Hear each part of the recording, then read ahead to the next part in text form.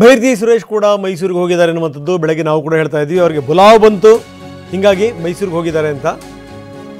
ಇಲ್ಲಿ ಅವರು ಮಾತಾಡಿದ್ದಾರೆ ಸುರೇಶ್, ನನ್ನಿಂದಲೇ CME ತೊಂದರೆ ಬಂತು ಅನ್ನುವಂಥದ್ದು ಶುದ್ಧ ಸುಳ್ಳು.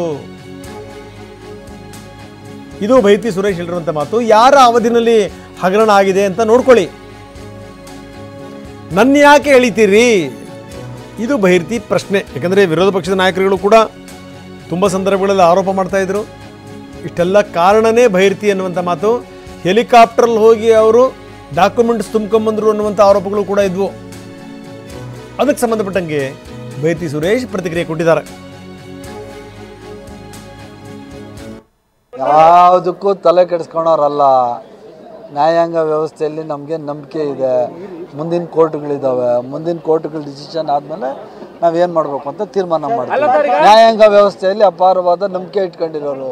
ಅಂಬೇಡ್ಕರ್ ಅವರು ಕೊಟ್ಟಂಥ ಸಂವಿಧಾನ ಇದೆ, ಸಂವಿಧಾನದ ಪ್ರಕಾರನೇ ಆರ್ಡರ್ಸ್ ಬರಬೇಕು, ಅದನ್ನು ಎಕ್ಸ್ಪೆಕ್ಟ್ ಮಾಡ್ತಾ ಇದ್ದೀವಿ.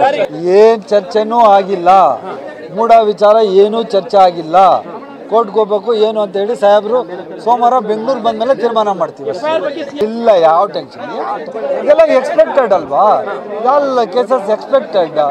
ನಾವು ಮುಂದಿನ ನಮ್ಮ ಮೊನ್ನೆನೇ ಹೇಳಿದ್ದೀವಿ, ನ್ಯಾಯಾಂಗ ತನಿಖೆಯಲ್ಲಿ ನಮ್ಮ ನಂಬಿಕೆ ಇದೆ.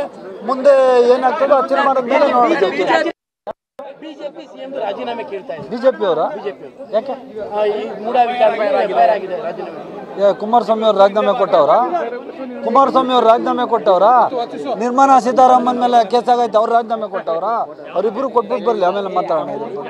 ನಿರ್ಮಲಾ ಸೀತಾರಾಮನ್ ಅವ್ರು ಮೇಡಮ್ಮು, ಕುಮಾರಸ್ವಾಮಿ ಸಾಹೇಬರು ಇಬ್ಬರು ರಾಜೀನಾಮೆ ಕೊಟ್ಟು, ಮುಖ್ಯಮಂತ್ರಿಗಳು ಸಿದ್ದರಾಮಯ್ಯನವ್ರು ರಾಜೀನಾಮೆ ಕೊಟ್ಟರೆ ಆಮೇಲೆ ಯೋಚನೆ ಮಾಡೋಣ ಏನು.